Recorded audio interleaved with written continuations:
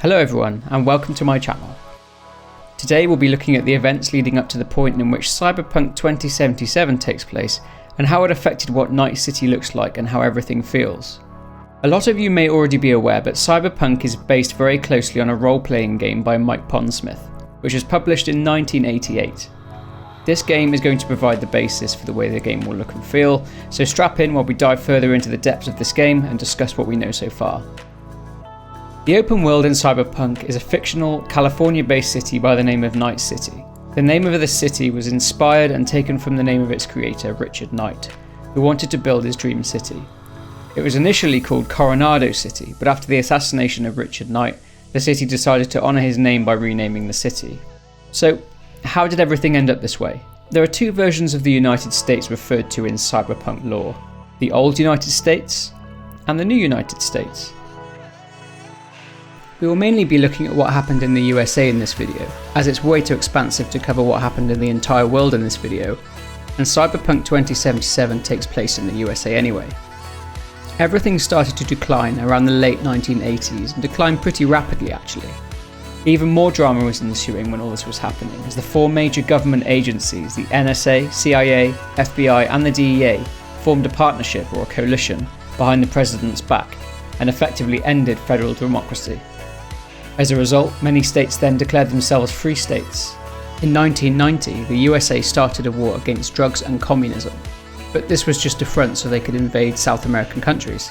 This fighting led to many US soldiers coming back wounded, missing limbs, which in turn meant that the demand for cyberware increased dramatically. In 1993, the war on the illegal drugs trade backfired on the USA when a nuke is detonated in New York, killing thousands. This was apparently the cartel taking revenge on the US for trying to destroy their drug trade. The USA was now teetering on the brink of total collapse. A crisis was happening. The US government tried to fix this crisis by manipulating their own and European stock markets, but it backfired as this news leaked to the public, and as a result stocks plummeted and caused a financial meltdown. This then caused the corporations to gain even more power on top of the power that they already had. In the mid-1990s, gangs were now a major threat. They were growing and controlling ever larger areas. For example, the Bloods gang were in control of the whole of Miami. Essentially, there were three corporate wars fought between 1990 and 2016. We won't dive too deeply into these three wars, but they all involved corporations vying for and fighting over the control of assets, interests, or other takeovers and buyouts of other corporations, causing violent conflicts. These wars served to strengthen the position of the megacorporations essentially, and eventually giving these megacorporations more power than the actual US government. Big league politicians being in league with these corporations was no longer deemed as an eyebrow raiser or a conflict of interest, but was actually viewed as positive in the realm of massive businesses and politics. A big part of this was the collapse and the crisis in America. It allowed the mega corporations to effectively come in and take over. With the obvious abuse of power, given that these companies were more powerful than the actual government, these corporations were given unlimited access to natural resources. This led to environmental collapse and devastating climate change, which eventually became the biggest threat. And to round it all off, the Vice President and the President of the USA were assassinated. It's revealed through an investigation later on that the NSA was actually behind it. This shows that since the coalition of the four agencies, America really started to decline. You see, at the same time all of this was happening in the USA, the Middle East was embroiled in a thermonuclear war themselves, which pretty much turned the entire region into a radioactive wasteland. This in turn created an oil crisis. Let's fast forward to 2021 and introduce ourselves to three corporations: Sino, OTEC and IHAG.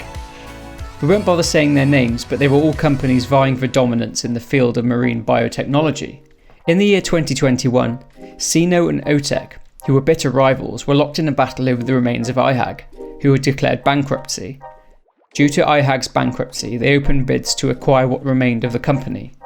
But before Sino's negotiator could table their bid, the negotiator was mysteriously kidnapped. It became a hostile affair, with OTEC trying to gain the upper hand in hiring an American firm called Militech, who dealt primarily in military hardware manufacturing to protect their interests. Sino decided to follow this same route and hired a Japanese-based firm called Arasaka, whose main dealings were corporate security, manufacturing and banking, who also happened to be a rival of Militech. This battle for dominance kicked off what is known as the Fourth Corporate War. This war was split into three parts: the Ocean War, the Shadow War, and the Hot War. The first part of the Fourth War was dubbed the Ocean War due to the nature of the business these corporations were involved with. This war started off all secretive, covert if you like, with everyone pretending that it wasn't really happening. Assassinations were carried out by both sides, and theft of inside, dirty and confidential information was rife during the early stages of the first part of this war. Both sides hired mercenaries known as netrunners who attacked stock holdings and wrought havoc on the economy on a global scale. Eventually, a truce was mediated between the two warring corporations, but the conflict between Militech and Arasaka remained. It seemed that by serving the interests of Sino and Otech, they now had a reason to go to full-blown war with each other, and by the start of 2022, this struggle birthed what was known as the Shadow War. Both sides would carry out attacks and then claim it wasn't them.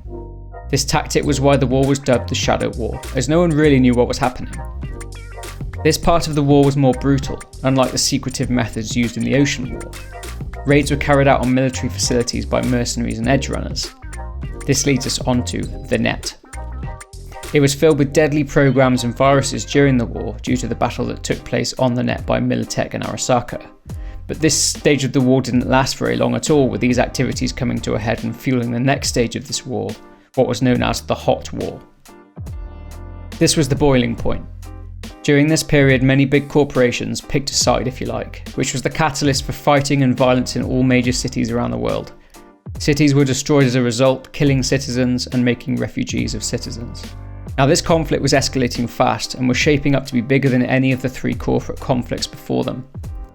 This led to Militech and Arasaka to invest in weapons tech from all over the world, and economies around the world suffered because of this. In 2023, trade between different countries essentially collapsed due to military actions and the inevitable stock market crash. The net was policed by Netwatch, who placed communication bans on Militech and Arasaka, but they were powerless to stop the damage. At this point, the net basically died, as the viruses on the net remained in place, causing the net to become very dangerous. The entire world then got increasingly annoyed by corporations constantly being in battle all the time, and saw Militech and Arasaka as the main catalyst for all of the problems in the world. As a result, governments around the world decided to nationalise the interests of both companies in their respective countries. What was known as the Free State of California seized the LA-based offices of both companies, with other locations doing the same. Arasaka Towers, located in Night City, was the final part of Arasaka's US empire to fall. A group of mysterious mercenaries was sent in to blow it up using a tactical nuke, destroying not only Arasaka Towers, but the entire centre of Night City, killing a lot of people. People suspected a group called the Atlantis Group were the mercenaries responsible for the nuke at Arasaka Towers. Some notable names in this group include Rogue, Morgan Blackhand, and Johnny Silverhand, enter Keanu Reeves, but no one could supply evidence confirming the group's involvement. The Japanese government were themselves piling pressure on Arasaka, and they conceded by the end of the year 2023. This meant that Militech had technically won the war, but at a very high cost as it almost crippled the company. Even though coming into 2024 the war was over, the troubles were not. Rioting and violence was still rife. Governments all over the world tried to regain some control over their countries. President Elizabeth Kress in the United States imposed martial law upon the parts of the US that the government still had some kind of control over. Arasaka were deemed responsible for the nuke which destroyed part of Night City, but people were dubious of this, saying that Militech actually paid for the mercenary team and sourced the nuke. As a result, Kress decided to nationalise Militech in order that she could keep a close eye on them. Also, as a result of their nationalisation, the US government could now use Militech assets to strengthen their position. This had a knock-on effect on manufacturing and corporations though, as corporations became more heavily regulated. The government was more focused on order and civil matters rather than corporate affairs. A group known as Nomads became responsible for the revival of tech trade through scrounging and looting the now abandoned military facilities. President Kress didn't have any interest in helping Night City recover, hoping to use the struggles of Night City to bring Northern California under her control. But this didn't go to plan. Night City was stubborn and started their rebuilding process themselves. While this was happening, the guardians of the net, Netwatch, attempted to revive it. They established what is called a black wall, which was essentially a barrier of protection between the human and IS-controlled regions. Everything slowly returned to normal over the next few decades, from 2035 to 2069, with nomads and small corporations rebuilding Night City. Trade routes were reopened and tech manufacturing gained some traction. Cities that were left deserted after the first 3 corporate wars were repopulated and given aid by the government.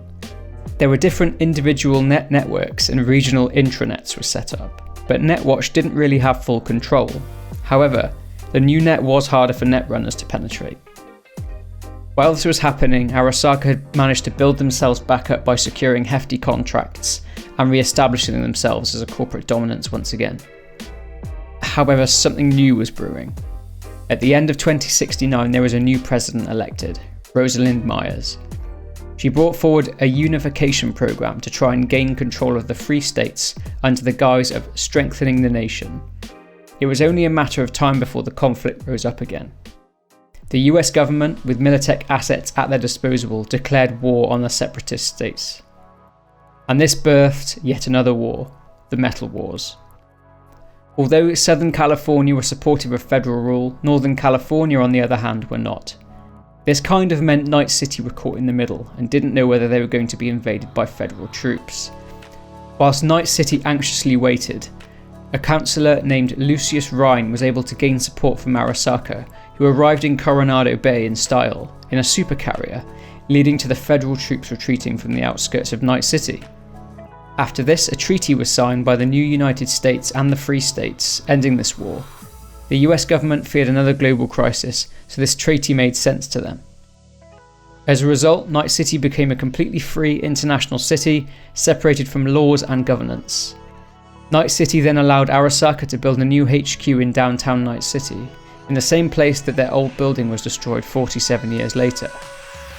But all is still not well. Due to years of pollution, climate change caused a massive threat. Crops weren't growing, weather became unpredictable, and famine became a real issue and claimed thousands of lives. Countries literally sank or were sinking. In terms of why everyone seems to be cyber enhanced, this goes back to around 2006, when the demand for cyberware such as mechanical limbs was increasing due to war. This escalated, and through technological advances, this is why the world looks like it does in 2077. The development of cybertech caused a new problem called cyberpsychosis. This was essentially where subjects would isolate themselves from other human beings to the point that any human interaction after a while of isolation would become emotionally distressing, leading to violence. There are clearly a lot of issues that still need to be worked through in the city of Night City. I hope this did a bit to explain the events leading up to the point in which the game takes place in 2077. It's a truly fascinating and deep lore with many layers, and I'll be making more Cyberpunk 2077 videos over the next few weeks leading up to release. So please be sure to subscribe, like and comment, and get hyped for the biggest game this year. Thanks for watching, and I'll see you in the next one.